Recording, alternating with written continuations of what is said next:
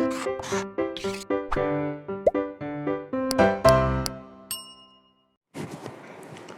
बच्चों, welcome to our study channel blueprint digital. मैं सचिन शर्मा, आपका फिजिक्स टीचर, आपका वेलकम करता हूं हमारे आज के इस लेक्चर में। तो हमारा आज का लेक्चर चल रहा है अध्याय 10। ये अध्याय 10 की लगभग 3-4 वीडियोस जा चुके हैं, 3-4-5 वीडियोस जा चुके हैं पहले। वो आपको ज़रूर देखने चाहिए क्योंकि उनके अंदर बहुत सारी बातें बताई गई हैं जो इस चैप्टर में न्यूमेरिकल हल करने में भी बहुत जो है आपको काम आती हैं, और साथ ही उन टॉपिक्स से जो आपको समझाए गए हैं उनसे विस्तृत, लघुत्तरीय और अति लघुत्तरीय में भी क्वेश्चन पूछ लिए जाते हैं। ठीक है, तो वहाँ पर आप जाकर उन सारी वीडियोस को जरूर देख लें। तो हम जो स्टार्ट करने वाले, क्या स्टार्ट करने वाले हैं? हम स्टार्ट करने वाले हैं दे ब्रोगली संबंध, यानी कि डी ब्रोगली वेवलेंथ। सॉरी, ये वेवलेंथ नहीं, यहाँ पर रिलेशन लिखो, डी ब्रोगली रिलेशन। तो रिलेशन है इसकी हेडिंग का नाम। तो डी ब्रोगली रिलेशन, दे ब्रोगली संबंध। ठीक है, तो इसे हम पहले बाद में पढ़ते हैं, इसे पहले पढ़ते हैं। तो दे ब्रोगली जो थे, इन्होंने द्रव्य से रिलेटेड अपने कंसेप्ट को बताया। किसको बताया? द्रव्य से रिलेटेड। द्रव्य मैंने आपको बताया, द्रव्य क्या क्या होते हैं, जो आपका सॉलिड, गैस और लिक्विड, इनको जो है हम द्रव्य कहते हैं। ठीक है, तो द्रव्य, तो इन्होंने द्रव्य से रिलेटेड अपनी जो है एक नई परिभाषा को बताया, नई परिभाषा की व्याख्या इन्होंने की। तो वो क्या थी उसको थोड़ा समझते हैं। तो उन्होंने क्या कहा, इसमें पहले तो एक पहले पॉइंट देख लेते हैं कि क्या कहता है पॉइंट ये। प्रकाश के व्यतिकरण, विवर्तन तथा ध्रुवण जैसी घटनाएं प्रकाश की तरंग प्रकृति की पुष्टि करती हैं। ये कहता है यहाँ पर ये पॉइंट कि प्रकाश में जो व्यतिकरण होता है, विवर्तन होता है, ध्रुवण होता है, वो किससे साबित हो जाता है? वो साबित हो जाता है तरंग प्रकृति से। या फिर कह लो कि व्यतिकरण, विवर्तन और ध्रुवण जैसी घटनाएं जो है किसकी पुष्टि करती हैं? तरंग सिद्धांत की पुष्टि करती हैं। और प्रकाश से ही संबंधित अन्य घटनाएं जैसे कि प्रकाश विद्युत प्रभाव, कॉम्पटन प्रभाव और रमन प्रभाव, ये किसकी पुष्टि करते हैं? ये प्रकाश की कण प्रकृति की पुष्टि करते हैं। किसकी? कणिका प्रकृति की। कण कणिका एक ही बात है, कण प्रकृति की पुष्टि करते हैं। क्योंकि इसमें मैक्स प्लैंक ने क्या कहा था कि क्वांटा के रूप में ऊर्जा के पैकेट्स निकलते हैं। क्वांटा के नाम से ऊर्जा के पैकेट्स हैं जो कि प्रकाश में होते हैं। तो वो क्वांटा क्या है? कण, आप कह के चलो, कण होते हैं वे भी। ठीक है, तो प्रकाश विद्युत प्रभाव, कॉम्पटन प्रभाव तथा रमन प्रभाव जो प्रकाश की कण प्रकृति की पुष्टि करते हैं, कण प्रकृति की ये पुष्टि करते हैं। अतः प्रकाश या फिर कह लीजिए विकिरण की कैसी प्रकृति हो गई? द्वैत प्रकृति हो गई, ड्यूअल नेचर ऑफ रेडिएशन। जैसे हमने चैप्टर का नाम भी है ड्यूअल नेचर ऑफ रेडिएशन। तो द्वैत प्रकृति क्या हो गई? ड्यूअल नेचर इसकी हो गई। तो इन्होंने क्या कहा कि प्रकृति में होने वाली घटनाएं जो होती है वो सम्मित होती हैं, सिमेट्रिकल होती हैं। प्रकृति में जो घटनाएं होती रहती हैं वो सिमेट्रिकल होती हैं। अतः प्रकृति की दो मूल भौतिक सत्ताओं, प्रकृति में दो मूल भौतिक सत्ताएं हैं। वो क्या है? एक तो द्रव्य है और दूसरा है ऊर्जा। तो मूल भौतिक सत्ताएं हैं द्रव्य और ऊर्जा। तो द्रव्य से मतलब सॉलिड, लिक्विड, गैस, यानी कि ठोस, द्रव, गैस। तो ठोस, द्रव, गैस ये मूलभूत चीज़ है। यानी कि आप जो है लिक्विड देख लो तो जल, तो जल जो है इस संसार की एक बहुत कीमती चीज़ है, बहुत कीमती चीज़, जिसके बिना जो है आपका लाइफ ही संभव नहीं है, जीवन ही संभव नहीं है। इसी प्रकार से द्रव्य के अंदर बहुत सारे और भी चीज़ आ जाएंगी। वायु भी हम द्रव्य के अंदर आ सकती हैं, तो वायु को भी हम द्रव्य के अंदर ला सकते हैं। वो गैसियस ही हो गया, तो गैस मैं बोल रहा हूँ, तो गैस क्या होगी? वायु भी तो गैस ही है। वायु के अंदर भी तो नाइट्रोजन, ऑक्सीजन और अन्य गैसें होती हैं। तो वो सब क्या किस में आ जाएंगे? द्रव्य में। तो द्रव्य जो है एक भौतिक सत्ता, इन्होंने कहा है कि भौतिक सत्ता है ये भी, यानी कि भौतिक सत्ता, प्राकृतिक सत्ता है ये, कि इनके बिना जीवन असंभव के समान है, मतलब असंभव के बराबर है, असंभव है लगभग। और इसके अलावा क्या कहा? ऊर्जा, यानी कि कोई भी हम काम कर रहे हैं तो उसमें क्या होता है? ऊर्जा का जो है मेन रोल होता है। जैसे कि हमें अपने शरीर को चलाने के लिए, हिलाने डुलाने के लिए भी किसकी जरूरत पड़ती है? ऊर्जा की। और ऊर्जा किससे मिलती है? हमें खाने से वो ऊर्जा मिलती है, भोजन से वो ऊर्जा मिलती है। इसी प्रकार से ऊर्जा हर चीज़ का सोर्स है। यदि आपका पंखा चल रहा है तो उसका सोर्स क्या है? Electric energy. यदि आपकी ट्यूबलाइट जल रही है तो उसका सोर्स क्या है? Electric energy. यदि आपकी गाड़ी चल रही है तो उसका सोर्स क्या है? उसका वो पेट्रोलियम से चेंज होकर वहाँ पे आपकी मैकेनिकल एनर्जी में चेंज हो रहा है, ठीक है।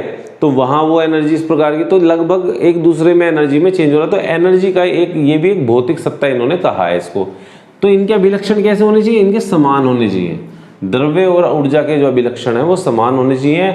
और इस आधार पर ये जो फ्रांसीसी वैज्ञानिक यानी फ्रांस के वैज्ञानिक भौतिक वैज्ञानिक लुईस विक्टर दे ब्रोगली, पूरा नाम क्या है इनका? लुईस विक्टर दे ब्रोगली ने एक परिकल्पना प्रस्तुत की जिसके अनुसार द्रव्य के गतिमान कण उपयुक्त परिस्थितियों में तरंग की भांति व्यवहार करते हैं। यदि परिस्थितियां उपयुक्त हैं, उत्तम परिस्थितियां हैं, तो वो कैसे व्यवहार करेंगे? तरंग की भांति व्यवहार करेंगे। यानी उन्होंने तरंग प्रकृति के बारे में कह दिया कि तरंग की भांति व्यवहार करेंगे। कौन? द्रव्य के जो गतिमान कण होंगे, यानी कण जो है वो जो है तरंग के भांति व्यवहार करते हैं। पहले क्या चीज आ रही थी? पहला आ रही थी कि तरंग प्रकृति अलग बताई जा रही थी और कण प्रकृति अलग बताई जा रही थी दोनों प्रकाश के लिए ही, और अलग अलग घटनाओं को ये बता रही थी कि कण प्रकृति का कहाँ प्रयोग हो रहा था, कहाँ क्वांटा के रूप में, जहाँ वो आपके रेडियो इसमें जहाँ पे प्रकाश विद्युत प्रभाव में उसका प्रयोग हो रहा था, वहीं तरंग प्रकृति का आपका प्रकाश का परावर्तन, अपवर्तन, व्यतिकरण, ध्रुवण में प्रभाव हो रहा था उसका, वहाँ पे सिद्ध हो रहा था वो।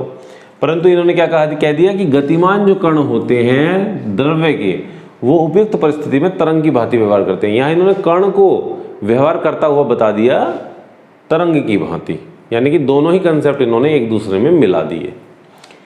इन तरंगों को द्रव्य तरंगे कहते हैं। और ये जो तरंग की भांति व्यवहार करती हैं तो इन तरंगों को क्या कहते हैं? द्रव्य तरंगे कहते हैं, अथवा दे बोगली तरंगे, डी ब्रोगली वेव्स कहते हैं। ये क्या है? द्रव्य तरंगों की परिभाषा है। क्या है ये? द्रव्य तरंगों की परिभाषा है। द्रव्य तरंगों की परिभाषा एग्जाम में पूछ लिया जाता है, दे ब्रोगली की द्रव्य तरंगों की परिभाषा को बताइए, ठीक है, परिभाषा को लिखिए। एग्जाम के में आ जाएगा क्वेश्चन कि दे ब्रोगली की द्रव्य तरंगों की परिभाषा को लिखिए, तो ये आपको लिख कर आनी है, ठीक है। तो द्रव्य तरंगों की तरंग दैर्घ्य को, और जो द्रव्य तरंग है उनकी तरंग दैर्घ्य क्या कहेंगे हम? दे ब्रोगली तरंग दैर्घ्य। दे ब्रोगली तरंग दैर्घ्य इनको हम बोलते हैं, डी ब्रोगली वेवलेंथ हम इनको बोलते हैं। अब इसका जो डायरेक्ट एक सूत्र हमने रख दिया है यहाँ पे, ये वाला, ये हमें न्यूमेरिकल सोल्व करने में हेल्प करेगा। तो ये क्या है? दे ब्रोगली ने माना कि प्रकाश कण के समान ही किसी गतिमान द्रव्य कण से संबद्ध तरंग दैर्घ्य, जैसे कि प्रकाश कण जो है, जो कि फोटोन होता है, उसके साथ कोई तरंग दैर्घ्य संबद्ध होती है। हम निकालते हैं ना प्रकाश की तरंग दैर्घ्य, तो प्रकाश की तरंग दैर्घ्य किसके साथ है? वो कण के साथ संबद्ध है। इसी प्रकार से गतिमान द्रव्य कण है, जो द्रव्य कण कहाँ बताया गया था? यहाँ पर द्रव्य कण बताया गया था, गतिमान द्रव्य कण, उसके साथ भी जो तरंग दैर्घ्य कोई संबद्ध होती है, और वो तरंग दैर्घ्य क्या होती है? वो ये होती है लैम्डा। तो लैम्डा बराबर h/p बराबर h/mv, ये करके इन्होंने एक सूत्र दिया, और इस सूत्र के आधार पर हम क्या करेंगे? हम अपने प्रश्नों को सॉल्व करेंगे। तो P क्या? फोटोन का संवेग, P H प्लांगनेतांग, और M जो दे रखा है द्रव्यमान का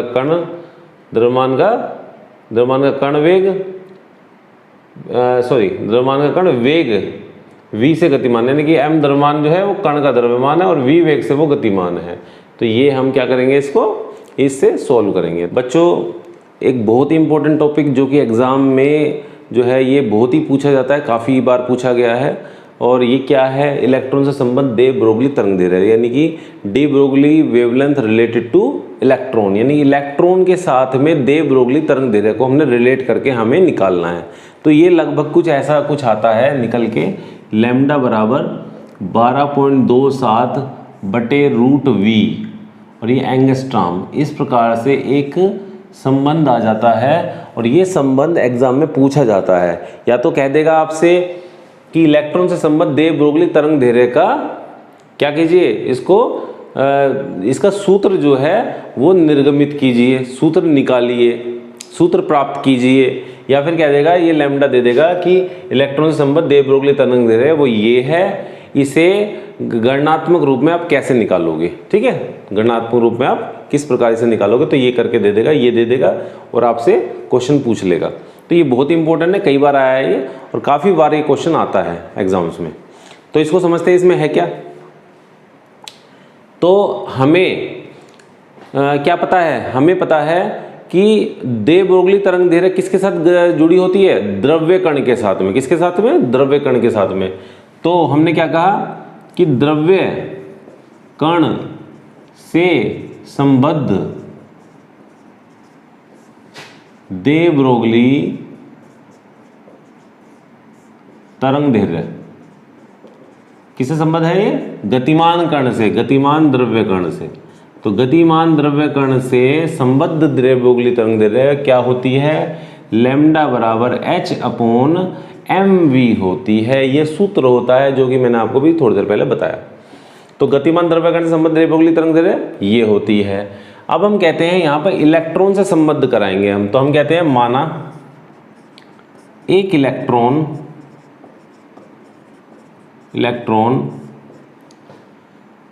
द्रव्यमान m के साथ वेग v से गतिमान है। यानी कि द्रव्य कण की जगह कौन गतिमान है, अब इलेक्ट्रॉन द्रव्यमान है, क्योंकि इलेक्ट्रॉन से हमें दे ब्रोगली तरंग दैर्घ्य संबद्ध करनी है। तो एक इलेक्ट्रॉन द्रव्यमान m के साथ वेग v से गतिमान है, तो उसकी गतिज ऊर्जा कितनी होगी, उसकी गतिज ऊर्जा कितनी होगी, बताओ गतिज ऊर्जा कितनी होगी। तो गतिज ऊर्जा का आपने फॉर्मूला पढ़ा होगा, k बराबर हाफ mv²। ये v दिया है v²। अब यदि मैं यहाँ से v² निकाल लूँ तो कितना आएगा, ये 2 ऊपर पहुँच जाएगा, 2k/m आ जाएगा। और ये मैं इसका स्क्वायर हटा दूँ तो यहाँ क्या आ जाएगा, √ आ जाएगा। ठीक है, क्लियर है सबको, ये आ गया। मैं इसका यहाँ पर रख देता हूँ इस वाले सूत्र में, इस वाली पहले वाली इक्वेशन में।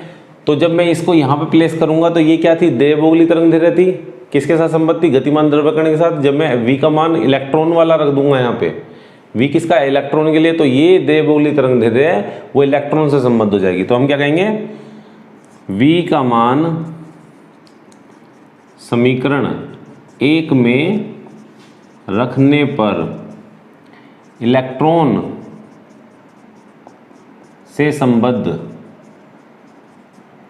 दे ब्रोगली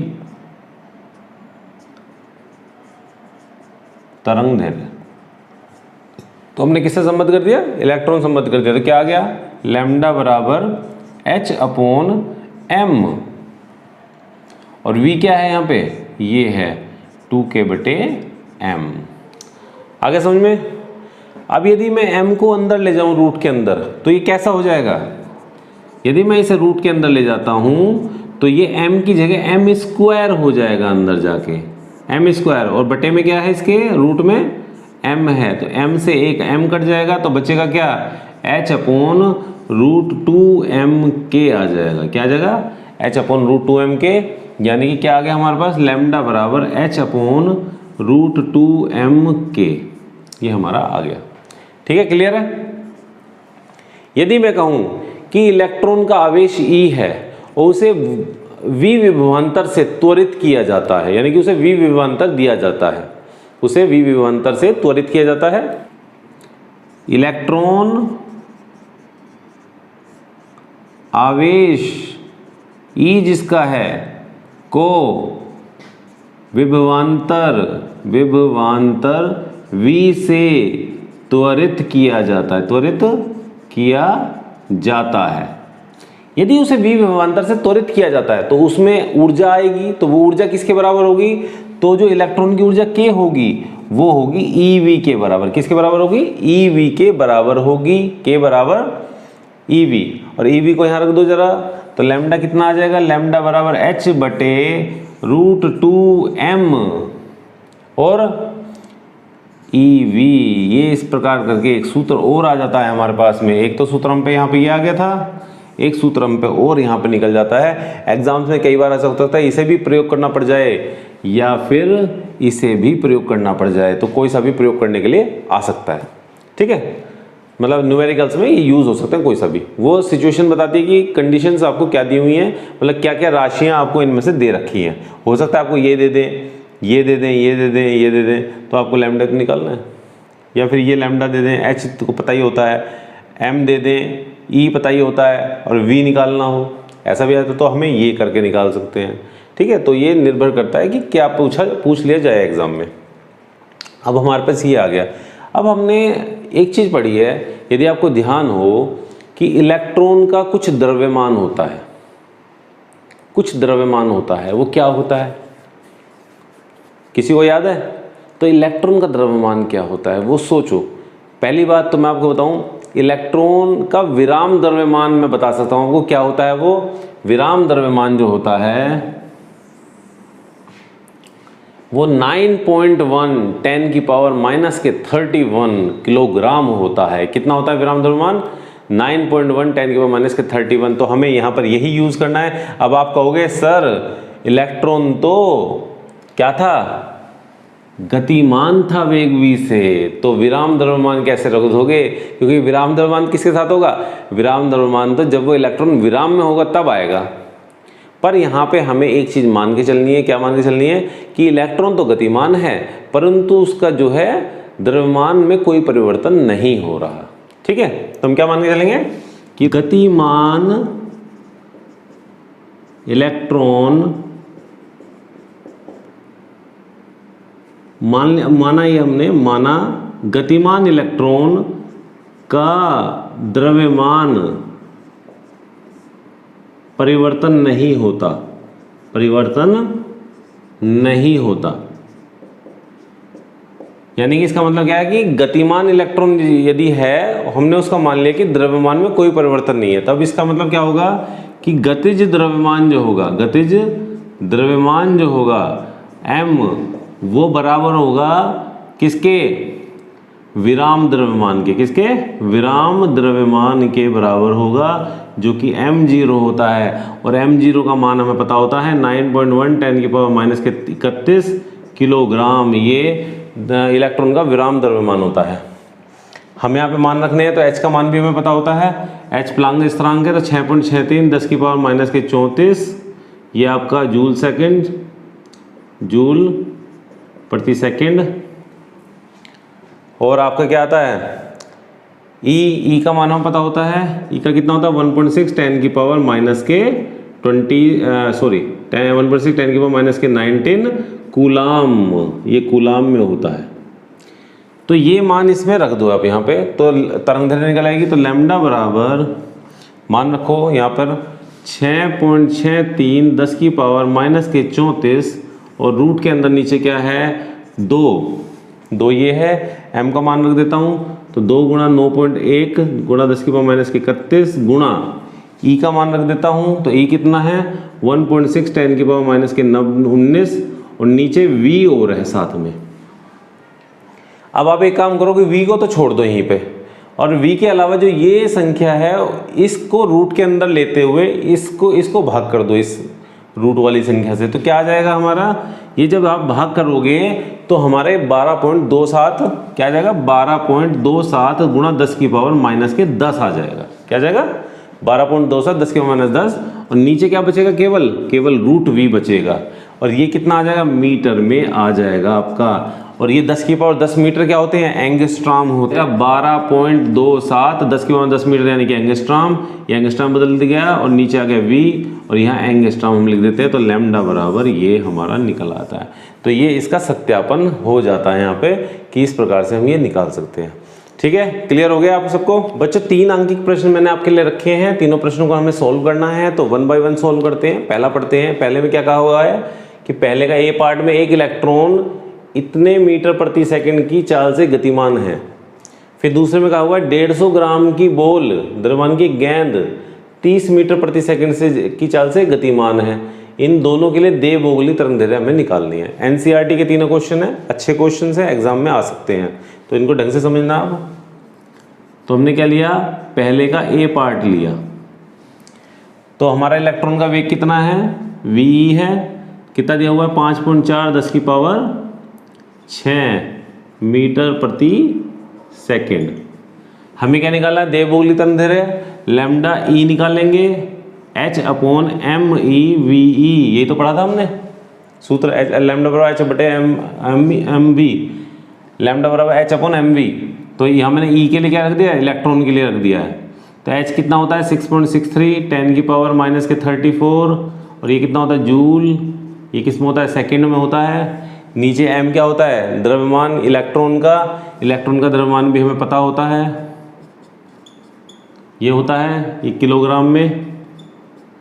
और वी दिया हुआ है 5.4 10 की पावर 6, क्या दिया हुआ है, मीटर प्रति सेकंड।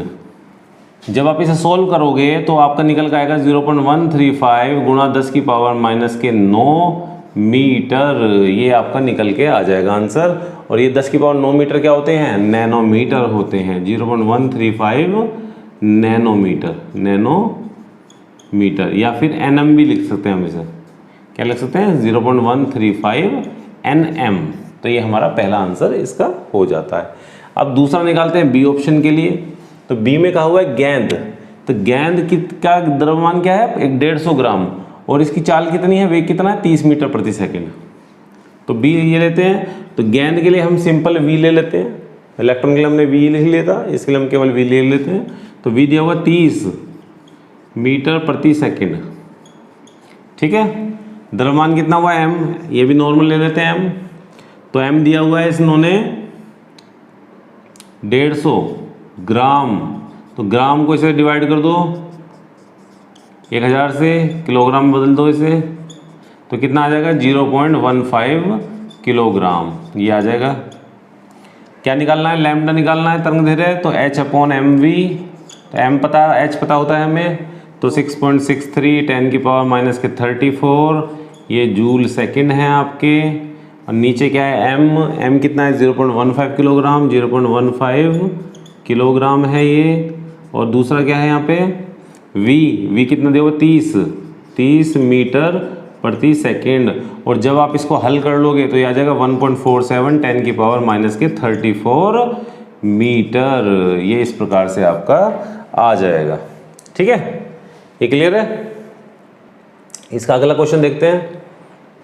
क्वेश्चन में क्या हुआ है कि एक कण इलेक्ट्रॉन की अपेक्षा 3 गुना अधिक चाल से गति कर रहा है। एक कण इलेक्ट्रॉन की अपेक्षा 3 गुना अधिक चाल से गति कर रहा है। इस कण की दे ब्रोगली तरंगदैर्घ्य का इलेक्ट्रॉन की दे ब्रोगली तरंगदैर्घ्य से अनुपात भी दिया हुआ है, यानी कण की तरंगदैर्घ्य और इलेक्ट्रॉन की दे ब्रोगली तरंगदैर्घ्य, इनका अनुपात भी दिया हुआ है, ये दिया हुआ है। तो कण के द्रव्यमान का परिकलन करना है तथा कण को पहचानना भी है। तो पहली लाइन पढ़ते हैं हम इसकी, कण इलेक्ट्रॉन की अपेक्षा 3 गुना अधिक चाल से गति कर रहा है, यानी कि कण की गति बराबर 3 गुना इलेक्ट्रॉन की गति, ठीक है। क्लियर है। कण की गति कितनी है, इलेक्ट्रॉन की गति की 3 गुना है, ये दे रखा है कण की गति इलेक्ट्रॉन की अपेक्षा 3 गुना है। तो कण की गति हमने मान ली v, और इसकी कितनी मान ली 3ve ले ली इसकी हमने, इलेक्ट्रॉन के लिए e लगा दिया हमने, और इसके लिए हमने v ही रखा है केवल, ठीक है। इसी प्रकार कहता है कि कण की दे ब्रोगली तरंगदैर्घ्य का इलेक्ट्रॉन की दे ब्रोगली तरंगदैर्घ्य से अनुपात, यानी कि कण की दे ब्रोगली तरंगदैर्घ्य और अनुपात है, तो नीचे अनुपात आ जाएगा, ये बटा आ जाएगा, तो यहाँ क्या आ जाएगा इलेक्ट्रॉन आ जाएगा यहाँ पे। तो इलेक्ट्रॉन की दे ब्रोगली तरंगदैर्घ्य कितना दिया हुआ है ये, बराबर 1.813 10 की पावर माइनस के 4, ये इन्होंने तरंगदैर्घ्य का अनुपात दिया हुआ है। यदि मैं तरंगदैर्घ्य लिख दूं तो मैं कण की तरंगदैर्घ्य मान लेता हूं केवल लैम्डा, और जो इलेक्ट्रॉन की है वो लैम्डा ई मान लेता हूं इसको। तो ये कितना आ गया 1.813 10 की पावर माइनस के 4 आ गया ये, ठीक है। और साथ में हम एक चीज और मान लेते हैं कि कण का तो द्रव्यमान है m, और m ई किसका है, ये इलेक्ट्रॉन का है। तो ये किसका है, ये इलेक्ट्रॉन का द्रव्यमान है, ये इलेक्ट्रॉन का द्रव्यमान है, और कण का क्या है, ये कण का द्रव्यमान है। तो ये हमने कण का द्रव्यमान मान लिया और ये इलेक्ट्रॉन का द्रव्यमान हमने मान लिया। तब हम क्या करेंगे, इनके सूत्र पर आते हैं। तो सूत्र क्या कहता है, लैम्डा बराबर h अपॉन mv। ये तो कण के लिए हो गया, तो इलेक्ट्रॉन के लिए भी निकालो, h अपॉन, चाहे कण हो चाहे वो इलेक्ट्रॉन हो, h जो है दोनों में समान रहेगा, ठीक है। तो h अपॉन MeVe ये हमने कर दिया, ठीक है। अब हम क्या करते हैं, इन दोनों समीकरणों को एक दूसरे को भाग कर देते हैं। हम क्या करते हैं, लैम्डा बटे लैम्डा ई, इसको इससे भाग कर दिया, यानी कि हमने क्या कर दिया, 1/2 कर दिया हमने, 1/2 समीकरण 1 बटा समीकरण 2। तो जब हम भाग करेंगे तो h अपॉन MV आ जाएगा पहले, और जब ये बटे में आएगा तो ये नीचे आएगा इस तरह से, h अपॉन MEVE, और ये जो है ये चीज़ ये कहाँ चल जाएगी, ये ऊपर चल जाएगी, h से h कट जाएगा, ठीक है। तो ये क्या आ जाएगा फिर यहाँ पे, MEVE बटे MV, ये इस तरह से आ जाएगा। तो इसको और हल करो, तो लैम्डा बटे लैम्डा, हमें निकालना क्या है, हमें निकालना है कण का द्रव्यमान, यानी कि ये निकालना है हमें ये निकालना है, इसको निकालना है। तो m निकालने के लिए पहले से लिख लो सही से, तो लैम्डा बटे लैम्डा ई बराबर ME बटे M और V बटे V।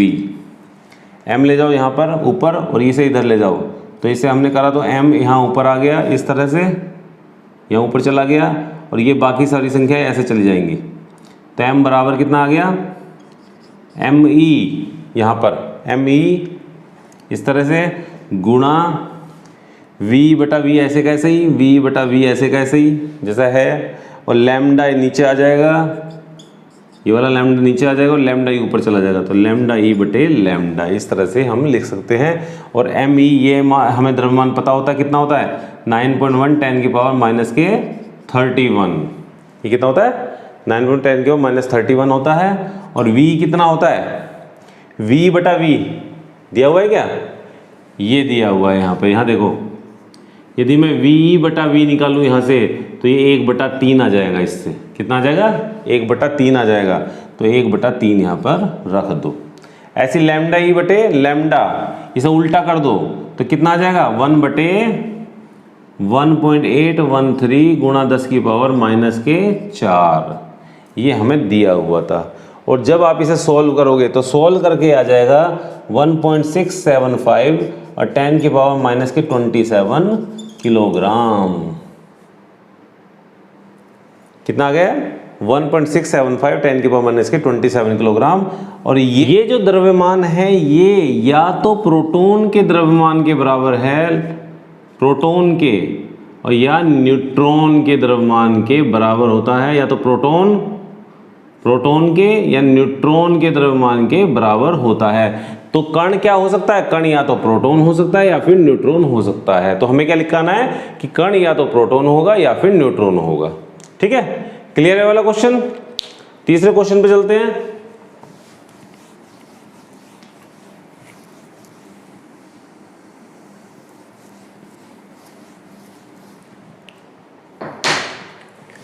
हल करते हैं तीसरा क्वेश्चन।